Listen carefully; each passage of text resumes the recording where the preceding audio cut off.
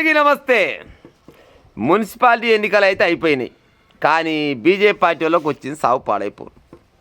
ఇక BRS party అంటవా ఇక నిండా ముందు సలెక్కడ అన్నట్టు వాళ్ళు సపరేట్ కూకురు. కానీ బీజేపీ పార్టీ వాళ్ళకు పార్టీ పెద్దలు మాత్రం కర్రు కాల్చి వాత పెడుతురట. ఇదేం పనితనం? మున్సిపల్ ఫలితాలపై బీజేపీ అధిష్టానం సీరియస్.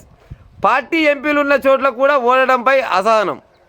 ప్రధాని మందలించినా నేతల్లో మార్పు రాలేదని ఆగ్రహం. ప్రధాని మందలించినా ఎవరు మందలించినా ఏం చేసినా కానీ తెలంగాణ రాష్ట్రంలో ఉన్న బీజేపీ పార్టీ నేతలకు తెలంగాణ రాష్ట్రంలో బీజేపీ పార్టీ అధికారంలోకి రావాలనే ఆలోచన లేదు, రాదు, రాబోదు కూడా. అలాగే ఏమైనా కానీ ఎట్టెట్ట పంచాయతీలు పెట్టాలి, మొల్లారం అన్నా మొల్లారం అంటారు చూసినావు. ఇంకా మధ్యలో అనిలే జూబ్లీ సెలక్షన్లలో గసోడి పంచాయతీలు పెట్టమంటే ఏక నెంబర్ ఉంటారు. కానీ పార్టీ ఎట్ట డెవలప్ అవుతుంది, నలుగురు కార్యకర్తలను ఎట్ట గుంజుకొద్దాం, గసవంటి ఆలోచన ఉండదు. ఏడేడ పంచాయతీలు పెట్టాలి, ఏడేడ వచ్చిరాని మాటలు మాట్లాడాలి, ఏడేడ కమిషన్లు వస్తాయి. మన కమిషన్ మన జేబులో పడ్డదా లేదా? ఇక్కడ పార్టీ ఎట్టిపోతే నాకేం. దేశం మొత్తంలో బీజేపీ మస్తుగా ఉంది.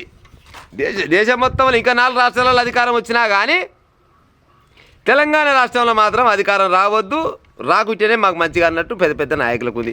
ఎంపీలు ఉంటేంది, ఎమ్మెల్యేలు ఉంటేంది, ఓలు ఉంటేంది చెప్పురి.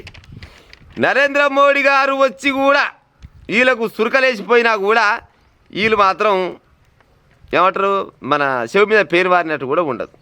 కానీ బీజేపీ పార్టీ కార్యకర్తలు మాత్రం చాలా సురుగ్గా ఉంటారు. కానీ పెద్ద పెద్ద లీడర్లకు మాకు వచ్చిన బాధ ఏముందిలే, మాదేదో మాకు వస్తూనే ఉండే, రేవంత్ రెడ్డి అప్పుడు ఇప్పుడు మాకు సోపత అయితేనే ఉంటే మాకెందుకు వచ్చినారటం అని అలాకున్నది. రాష్ట్రంలో మున్సిపల్ ఎన్నికల్లో బీజేపీ పెద్దగా ప్రభావం చూపపోవడంపై ఆ పార్టీ అధిష్టానం తీవ్ర అసంతృప్తితో ఉన్నట్టు సమాచారం. 2 నెలల క్రితం ప్రధానమంత్రి మోడీ రాష్ట్రంలో బీజేపీ పరిస్థితి గురించి పార్టీ ఎంపీలను హెచ్చరించిన విధంగానే మున్సిపల్ ఫలితాలు రావడంపై పార్టీ పెద్దలు సీరియస్గా ఉన్నట్టు తెలిసింది. రాష్ట్రంలో బీఆర్ఎస్ బలహీన పడుతున్నప్పటికీ ఆ స్థానాన్ని భర్తీ చేయడానికి రాష్ట్ర నాయకత్వం ప్రయత్నించడం లేదని మోదీ గత ఏడాది 11వ తారీఖు నాడు పార్టీ నేతలు మందలించినట్టు ప్రచారం జరుగుతుంది. రోజుకింత బీఆర్ఎస్ పార్టీ వెనకకు పోతూనే ఉంది, ముందరకు పోయే ఆలోచన లేదు.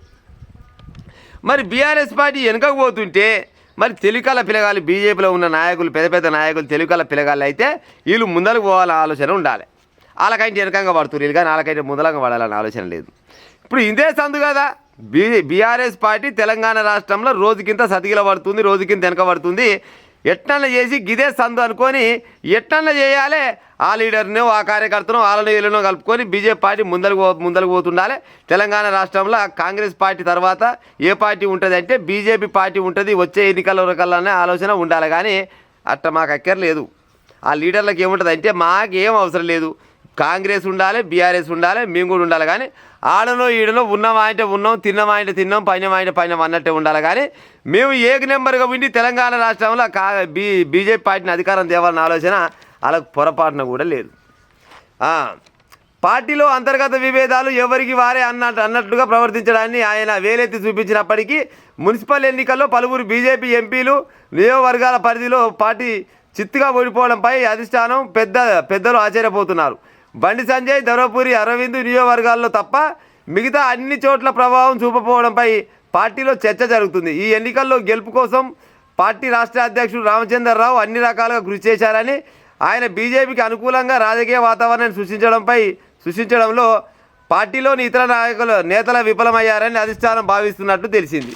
ఎవరు భావించినా ఏది చేసినా కానీ తెలంగాణ రాష్ట్రంలో మాత్రం బీజేపీలకు ఆలోచన లేదు. నేనైతే ఓపెన్గా చెప్తున్నా.